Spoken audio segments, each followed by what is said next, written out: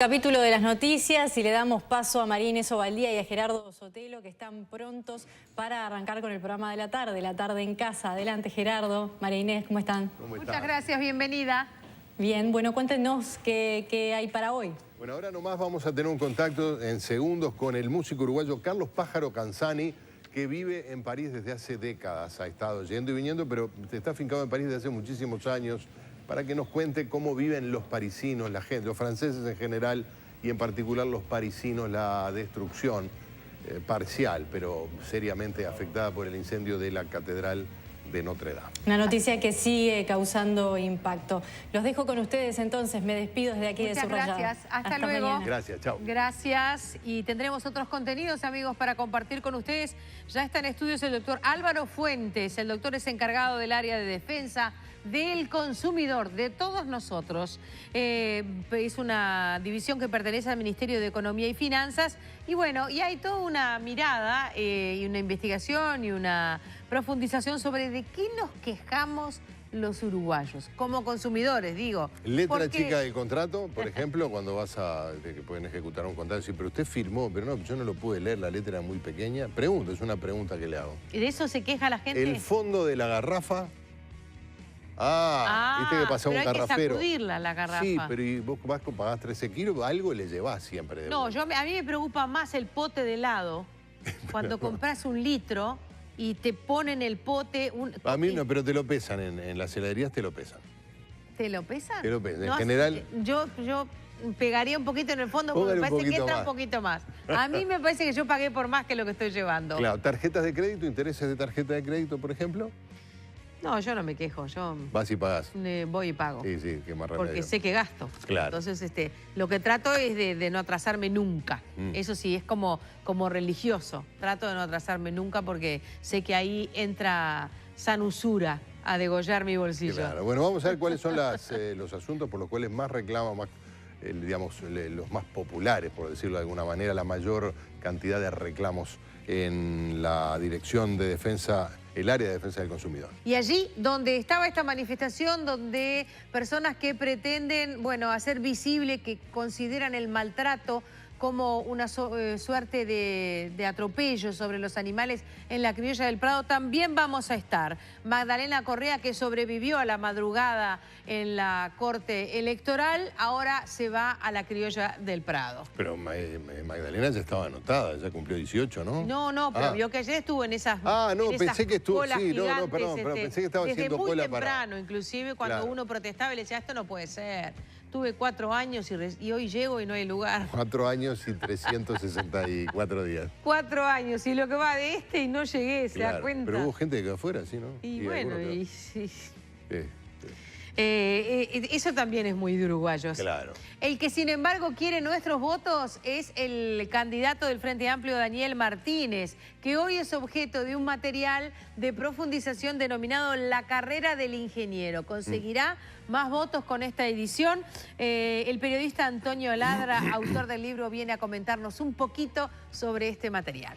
María Inés, nos vamos a París, si te parece, para hablar con el conocido, popular y querido músico uruguayo Carlos Pájaro Canzani, que yo sepa, por lo menos desde la década del 70, Pájaro Canzani vive en Europa, en París en particular, ha venido muchas veces a que es su tierra, su país, pero allí está afincado desde hace mucho tiempo, es un parisino más seguramente, un parisino uruguayo que debe estar viviendo con el resto de sus vecinos una situación muy especial a raíz del incendio y la destrucción, que no fue total por suerte, pero que afectó seriamente a la Catedral de Notre Dame, un símbolo de París, de Francia, de Europa y algunos dicen, ¿por qué no?, de la humanidad.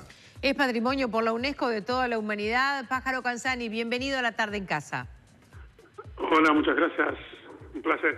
Gracias. Igualmente. ¿Dónde estás tú en este momento? ¿Viste el incendio? Estoy en el estudio de grabaciones, que es contiguo a mi casa, a unas 8 cuadras de Sena. ¿Estás muy cerca? Sí. ¿Pudiste ver el incendio, Pájaro? No, salí anoche en un momento porque tenía que acompañar a alguien y lo que me llamó la atención es que como todavía no se conocía muy bien el origen del incendio, que todavía sigue siendo un misterio, pero ahora ya se sabe que más o menos es un accidente de trabajo posiblemente, debido a las obras que están encaminadas desde hace muchos años allí. Lo que vi, y no me sorprendió, ustedes saben que París ha sido muy afectado por los atentados en los últimos años, y hay una cuestión de alerta así en general en la gente, ¿no? Cada vez que pasa algo, la gente lo primero que piensa es, no habrá sido un atentado, evidentemente. Fue lo primero que pensó la gente en general, y bueno, y se veía en las calles, en los cruces de avenidas y eso, mucho control policial y militar, en caso de que se dijera en algún momento que esto podía haber sido de un origen terrorista, digamos. Eventualmente los tipos ya estaban ahí controlando las avenidas principales, las salidas de París, las estaciones, los aeropuertos. Pero bueno, por suerte no fue ese el origen del asunto. Efectivamente. ¿La gente mucha está emoción, yendo supuesto, hasta ¿no? Notre Dame? Mucha emoción. Sí, claro. Ajá. Te decía que mucha emoción porque, como lo decían ustedes anteriormente, obviamente estos son vestigios de la inteligencia humana, son bienes de la inteligencia que pertenece al legado humano que dejó la gente del siglo XII. Todavía hoy se siguen construyendo edificios de ese estilo con esas bases, con esos tratamientos, con esa idea.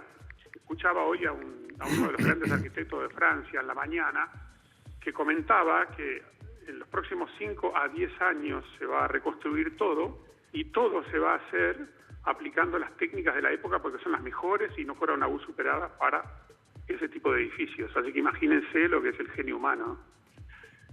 Entonces quiero aclarar una cosa, además, porque he visto muchos comentarios en las redes, hay mucha gente bastante retrógrada o muy marcada por ideologías ridículas por momentos que tiran fruta así por toda esta historia, y les quiero aclarar que si hay una cosa por la cual no es conocida a nivel parisino y a nivel de la gente que visita París y que visita ese edificio, que es uno de los más visitados del mundo, si hay una cosa que nadie piensa cuando uno mira a esa catedral, es en la religión. O sea, si tú entras, lo menos que vas a ver es gente rezando. Si la gente va ahí a interesarse por la historia. ¿Me explico? O sea, no es un lugar así no es como ir a la Meca, ¿viste? O ir o la gente cuando va al Vaticano. O sea, no es eso. Notre Dame es otra cosa.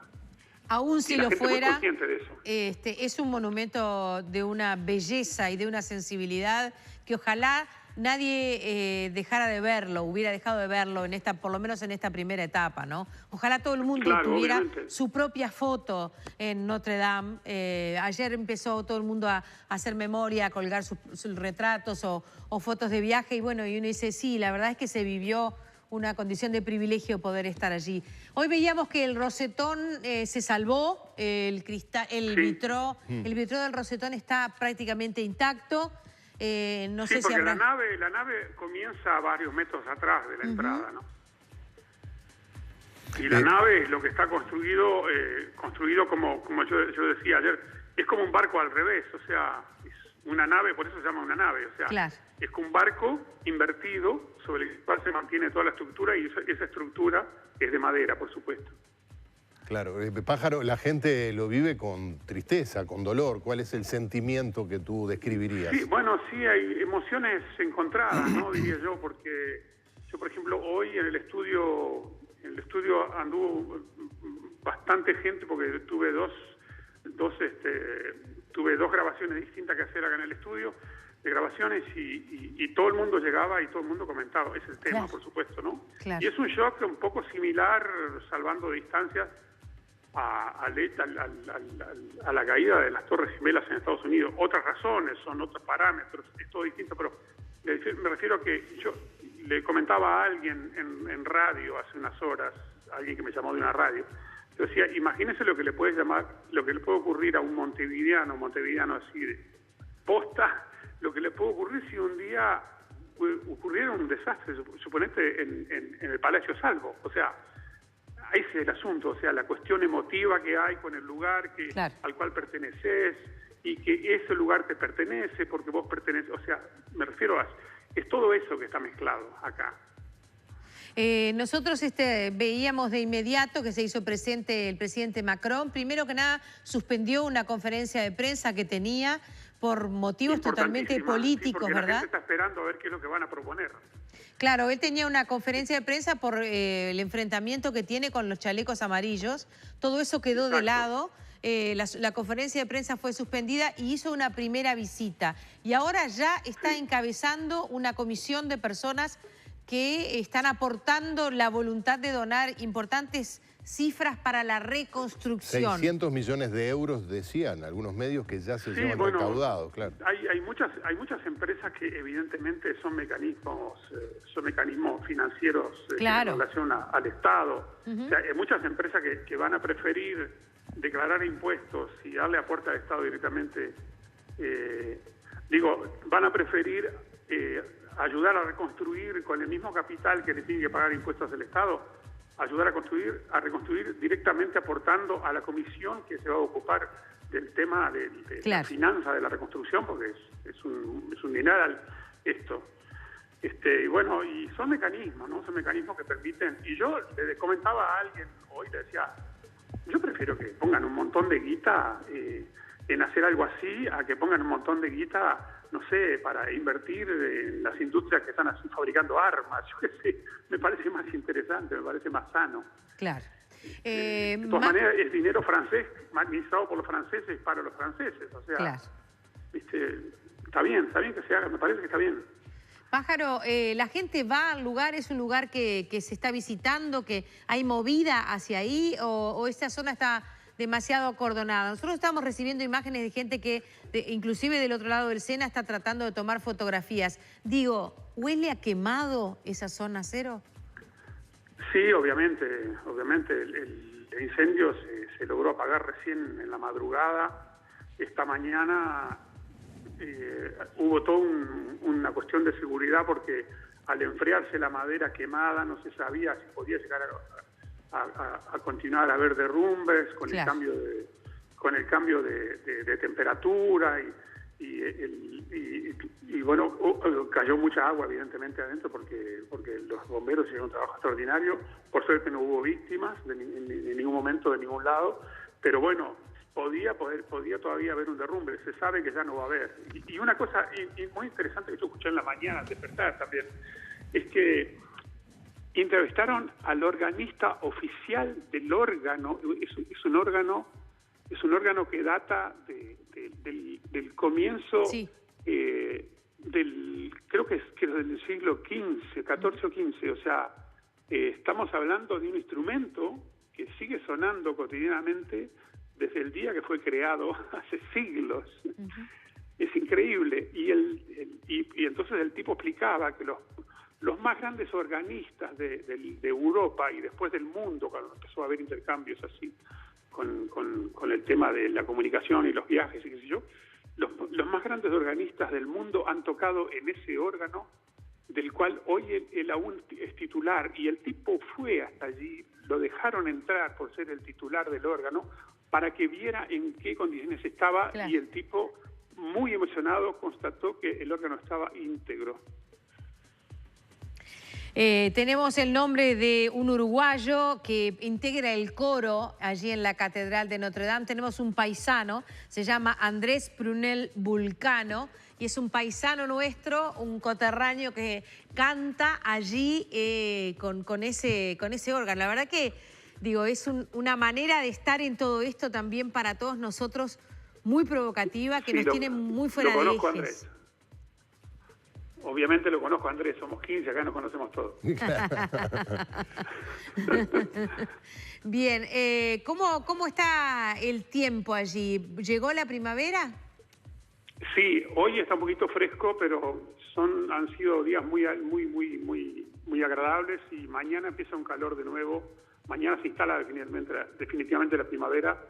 El clima está lindo y y creo que va a haber muchísimos curiosos a partir de ahora. Claro. Con respecto a todo este tema, hay mucha gente, muchos turistas que van a venir y que van a intentar acceder al lugar.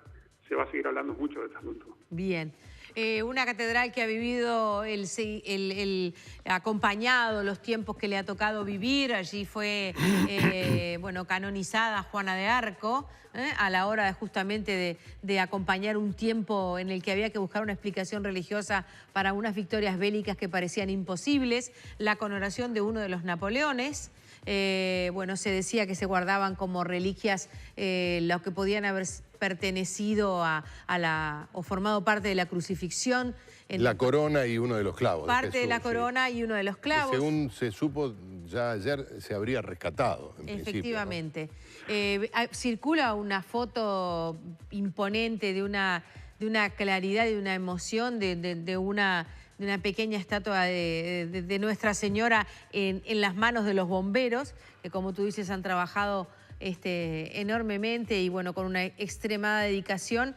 Y bueno, y después nos quedan todo lo que ha hecho la literatura, ¿verdad? Desde los personajes que todos conocemos y sabemos que forman parte de nuestra vida, desde los que han creado literatura hasta que lo que la literatura ha creado para obviamente. Andar allí en esos campanarios, entre esas maderas que estamos viendo ahora, ¿verdad? Eran los territorios del Jorobado, nada menos. Bueno, a propósito de instantes históricos y de literatura, quiero agregar que los curas de Notre Dame fueron muy solidarios con los refugiados políticos uruguayos. Sí. En el momento de la dictadura, cuando la gente empezó a llegar a París refugiada, y en un momento permitieron poner un cartel arriba de la entrada entre los dos campanarios, pues, permitieron poner un cartel en contra de la dictadura uruguaya. Es un tuit que circula desde ayer, hecho por acá, por lo menos lo subió Juan Ángel Urruzola. La foto del cartel con colgando, una foto justamente recordando a quienes lo veían en Twitter. Ahora podemos compartirlo nosotros también en Facebook. La catedral no era solo su compañía, era su universo, era toda su naturaleza. No soñaba con otros setos que los vitrales siempre en flor, con otras umbrías que los follajes de la piedra que se abrían llenos de pájaros en la enramada de los capiteles sajones, con otras montañas que las colosales torres de la iglesia, otro océano que París rumoreando a sus pies, escribió Víctor Hugo en y por Notre Dame. Muchas gracias, Pájaro. Bueno, un abrazo grande y siempre disponible. Gracias, muy amable. Nosotros también, muy agradecidos de poder contactar contigo. Bueno, mañana entra la primavera, entonces allí, según dices, se sube la temperatura y... Me quedé pensando en el Pájaro Canzani, que lleva tanto tiempo viviendo allá, y dice, somos un puñadito, nos conocemos todos. Nos conocemos, ¿no? Somos 15, dijo. Claro, voy a hablar con Guillermo Diguero, el embajador uruguayo, otro uruguayo parisino, que también lleva muchas décadas, más allá que haya venido al país, ahora fue reconocido como embajador. Ahí está la foto que decías de Juan Ángel Urruzola, que citaba el Pájaro Canzani. Efectivamente. Es impresionante también, ¿no? La subió ayer en la tarde y, bueno, mediados de los años 70. Y, bueno, y allí está Notre Dame de París y fue una foto que ahí se subió a última hora de la tarde de ayer. Bueno, hay una gran fortuna que se está juntando. La voluntad es recomponerla. Ojalá que, bueno, los poderosos del mundo a la hora de los bolsillos realmente se comprometan con esta causa. La diferencia es que los que hicieron la catedral donaban su fortuna o donaban su fortuna en trabajo anónimamente. Bueno, y ahora lo hacen para hacer marketing, y su vida. Un índice de longevidad que como mucho llegaba a los 40, ¿no? Sí, con suerte. Trabajar en la piedra. Pero bueno, por lo menos, aunque sea por marketing, en fin, ¿qué va a ser? ¿Sabés qué te iba a decir, María? No tiene nada que ver con lo que estamos hablando, ¿no? Pero bueno, igual. hay que ir cambiando de tema, ir avanzando. La carne de cerdo de Campo Sur proviene de animales nacidos y criados en sus propias granjas con alimentación natural.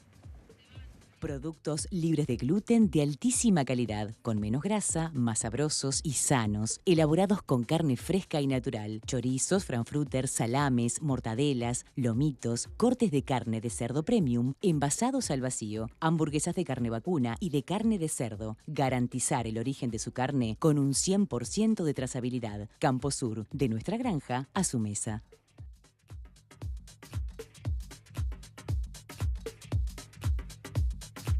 Bueno, recibimos al encargado del área de defensa del consumidor del Ministerio de Economía y Finanzas, Álvaro Fuentes, bienvenido. Muchas gracias. Gracias por acompañarnos. Buenas tardes, muchas gracias. Como comprenderás, en los medios de comunicación, en la televisión en particular, es un lugar donde llegan muchos reclamos de distinto tipo. Estás haciendo una entrevista por un tema e inmediatamente la gente empieza a plantear reclamos que pueden tener que ver con servicios de salud, servicios públicos en general. El último de este tipo de temas fue el de las bolsas de plástico de los supermercados, ¿no? Entonces, bueno, se explicaba que las bolsas son del supermercado, si quieren las venden, si quieren no las venden. Pero bueno, ¿has recibido esto como un reclamo allí en el área de defensa del consumidor? Sí, en las últimas semanas hemos recibido bastantes molestias de los consumidores, del público. Tienen el derecho los comercios como un producto que ellos compran y después lo están cediendo a su cliente, lo que siempre lo han dado en forma gratuita. Si ahora desean cobrarlo, tienen la libertad de hacerlo, pero dentro de determinados parámetros, ¿verdad? Tienen que estar informando de que lo van a cobrar y qué precio van a cobrar por eso. Yo lo que me encontré es que te informaban, te decían, le pongo bolsa, mire que le cobro, y ahí, bueno, pero la gente, esto excede quizás tu área, pero me da la impresión de que la gente rápidamente comprendió el tema de las bolsas, lleva sus propias bolsas. Y lo que he notado es que han desaparecido prácticamente de las, en fin, de la zona de despacho y ahí en la caja, digamos. Es como que desapareció de un día para el otro. Yo también hasta la vi desaparecer la vía pública, que se veían volando bolsas por la calle, que ahora no se ve. ¿Ah, sí? Así que ha tenido como un impacto. Pero la gente sí se ha adaptado. Hay siempre un sector que se ha molestado, pero en general no es un problema que en números de lo que ingresan diariamente por web a la oficina sea un número considerable. Claro, sí, lo que la gente se molestó es porque dice, che, pero se están adelantando, esto iba a ser obligatorio en el mes de julio, creo. Sí, exacto, el 30 de junio dice la norma. Incluso se molestaron desde la Dirección Nacional de Medio Ambiente también, claro, porque pareció una avivada de las grandes superficies para, quizás para quemar el stock, no sé, para sacarse de arriba. Digan sus explicaciones allí en el Ministerio de... Estuvieron acá, estuvo el director Nario hablando de lo que había sido la reunión de negociación. Yo de cualquier manera soy de las que mientras no sea obligatorio no las compro. Está bien. Hago mi pequeña batalla, como siempre, ¿no? Toda la vida, pero uno se siente de alguna manera un poco más dueño de algo, de decir, bueno, no, hasta ahora no me la cobraste o me la cobraste en el precio. Yo soy de las que presume que eso ya viene incorporado. En el resto del producto. Exacto. En el tema del producto no la voy a pagar aparte. Prefiero salir con un torre, con una torre así, que me parece que es una manera de marcar presencia. ¿Usted hace lo mismo? Estamos lo mismo. Somos dos en esta mesa. Sotelo. Yo, ¿Lleva bolsa? Me voy con las cosas a juego. Eso, igual que nosotros. Tengo en la camioneta. Porque me olvido de bajar la bolsa de tela. No la tengo. Entonces cuando llego ahí me da... sí, no, pero si no me las cobraban, no me las cobres. Por lo menos estas que además no eran las que... La que piden la normativa. No, exacto. Bueno, pero ¿qué quejas llegan a la oficina? Hay de todo, es bastante variado, pero tenemos en servicios en torno del 26% de los reclamos, en productos un 22%, y después específicamente, como un sector propio, son los servicios financieros, que estamos en un 21%. Bastante. Bastante. Y 16% sector telecomunicaciones. Es lo que más se reclama. Y es algo que se repite año a año. Servicios financieros y telecomunicaciones en cabeza. Y nosotros integramos una red de agencias de defensa del consumidor, Mercosur, y si comparamos con los países de la región, estamos todos en la misma. No es que haya... ¿No funcionan mejor las telecomunicaciones acá que en otros países? Sí, pero es que no es tanto que haya infracciones por parte de las empresas. Los escuchaba recién hablar de la letra pequeña. En realidad, el consumidor cuando viene a la oficina viene muchas veces a negociar. En telecomunicaciones los defectos que hay es respecto a los equipos celulares. Claro. Los últimos años ha mejorado mucho la tecnología, entonces hay menos falla de equipos, menos ingresos a service. Cuando un equipo falla y tiene que ingresar a service, ahí se generan problemas. Porque muchas veces son equipos con contratos y mientras está el teléfono en el service no pueden disponer del equipo y el contrato sigue corriendo, ¿verdad? Entonces eso genera toda una distorsión y los consumidores vienen a negociar con los prestadores de los servicios o que apuran la reparación o algún tipo de compensación. Bien. Si uno contrata una extensión de un cable, por ejemplo, ¿le tienen que avisar cuando ese contrato cae o uno tiene que estar atento? Renueva automáticamente. Nosotros, eso sí veíamos, era un conflicto. Nosotros tenemos un sector... ¿Cómo lo valoran ustedes? Lo valoramos mal. Ajá. Entonces, nosotros tenemos un servicio de atención al consumidor y también es como una especie de observatorio cómo está funcionando el mercado de consumo. Y eso lo veíamos que era algo que se repetía continuamente y a nosotros nos saturaba los servicios, ¿no? Estaban todos los funcionarios abocados a atención de esos mismos reclamos con los mismos prestadores. Saturaban también las agendas de las audiencias de mediación. Y entonces en una ley de rendición de cuentas introdujimos un artículo que modifica lo que son las renovaciones automáticas. No los consideramos como algo negativo, así la gente no tiene que estar pendiente de si se me va a renovar o si se me va a vencer la fecha y quedarme sin servicio mientras está mirando la tele, ¿no? O un teléfono celular, un servicio de emergencia móvil, etc. Pero lo que nosotros partimos la realidad que esa gente, la mayoría de los consumidores no están atentos a la fecha en que se va a producir. Claro. Y cuando se va a producir la renovación automática tengan un periodo en que puedan dejar sin efecto ese contrato. Era muy común de que en todos los contratos decía que había que dar un preaviso de 30 días, 60 días. Si uno avisaba 45 días antes, 20 días antes, le decían que ya estaba fuera de plazo, aunque no haya llegado a la fecha de vencimiento y renovación. Entonces eso lo eliminamos y hasta un minuto antes de la renovación, del vencimiento y renovación automática, la persona puede decir no quiero que se renueve. Y después que se renovó, tenemos un periodo de 60 días que también le permitimos al consumidor de que deje sin efecto el contrato de vincularse, pero con un preaviso de 15 días, luego que se renovó. Álvaro, ¿y eso es aceptado por las empresas? Sí, sí.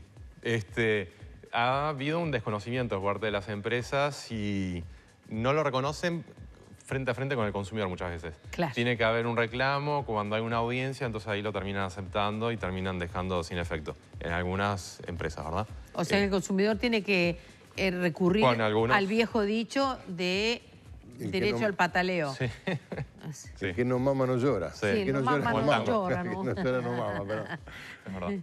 Terrible eso, ¿no? Porque también el usuario no siempre tiene el tiempo o... Nosotros ingresamos, tenemos una ventana de reclamos que es por la vía web y se puede pedirles a ustedes que nos defiendan. Sí, sí. Y en 24 o 48 horas, según el volumen de reclamos que haya en el día, se están contestando y se traslada el reclamo a la empresa, tienen 10 días hábiles para contestar y no tienen por qué venir a la oficina. Nosotros tratamos de que como oficina pública es un servicio que se puede brindar a través de vía online, que no tengan que venir a la oficina en forma presencial a hacer los reclamos, porque obviamente todas las personas tienen sus ocupaciones. Bien. Queremos saber esta dirección. ¿Dónde sí, es pero que tenemos la oficina está en Montevideo, es en el único lugar donde se puede reclamar personalmente. Tenemos una oficina delegada en el shopping de Costa Urbana, en el Centro Cívico, en el local de la DGI. Sí. Compartimos, tenemos un convenio de colaboración. ¿De convivencia pacífica? Sí.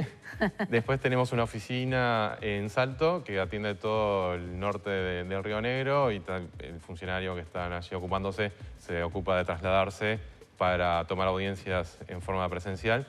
Y luego tenemos convenios con intendencias, entonces tenemos una oficina en Maldonado, en San José, en la ciudad de Canelones, en 33, etcétera, en el resto de los departamentos. Bien. Hoy no me permitieron entrar con mi chismosa en un súper de barrio. Me dijeron que debía dejarla en la entrada. No me pareció y me fui. Yo me hubiera ido con usted, Lourdes. Se supone que debo usar su carro y después pedir mi bolsa a la salida para pasar todo allí. Me pareció una pérdida de tiempo y una falta de comodidad. ¿Pueden prohibir el ingreso de la bolsa al cliente? Nosotros lo consideramos algo abusivo, no tiene ningún sentido, ¿no? Si la bolsa es visible, que no lleva nada, ya fue chequeada por el guardia, puede ingresar. Son esas restricciones que no tienen ninguna explicación lógica. Y quizás no sé si es un supermercado de barrio, quizás no tuvieran personal de seguridad, pero de todas maneras no es tan difícil, ¿no? De revisar una bolsa que Exacto. La vacía. persona que se llama Lourdes dice que es además una chismosa. En general, la condición de chismosa es que se ve, chismea claro, lo se ve que lo que hay lleva adentro, adentro. claro. Por lo Sí. tanto, si está vacía, el chisme se ve enseguida. Claro. Porque esa es una de las condiciones de la chismosa, que delata visible. su contenido. O sea que seguramente allí hubo Sí, una práctica voluntad de de comercio. ejercer una Sí. pequeña chacrita de poder. Sí, sí. Alguien dijo, no, con chismosa no. Seguramente después lo terminan ajustando. Es un periodo también de adaptación, ¿no? Ahí el comercio no gana nada poniendo eso. Enfada al cliente, el cliente después no quiere volver. Termina perdiendo más de lo que pensó en el momento la persona. Seguramente sí, además el cliente le cuenta a otro vecino, Sí. el chisme pasa a ser otra cosa, no un recipiente, y se genera una situación de decir, por un tiempo no voy más. Sí, sí, termina perdiendo. Hay quien dice, nunca más. Nunca le más, desee", sí, claro. ¿verdad? He oído. Bueno, entonces tenemos ese tipo de reclamos, porque además con las telecomunicaciones lo que ocurre es que como estamos, las telecomunicaciones se han instalado en el medio de la vida de cualquier ciudadano, de cualquier clase social o lugar, es natural que aumente el En volumen. Brasil incluso lo habían decretado como un servicio esencial, porque decían que para hacer cualquier trámite, ¿no? En la esfera privada, con su centro médico y con el Estado, tenés que dejar un teléfono de contacto. Y en general las personas ahora tienen teléfono celular de contacto y no un teléfono fijo. Ajá. Entonces, que te quedes 15 días sin teléfono de contacto porque está en el servicio técnico, es una gran dificultad. Y en general distorsiona mucho la vida durante esos días, entonces por eso que la gente reclama mucho por ese servicio. Vamos a volver sobre este tema y a seguir adelante esta tarde con nuestro invitado. Ahora les recordamos que Empanadas de la Ribera está de aniversario. Cumplió 15 años y Empanadas de la Ribera llevan adelante ese gusto delicioso, el gusto sano de la empanada horneada.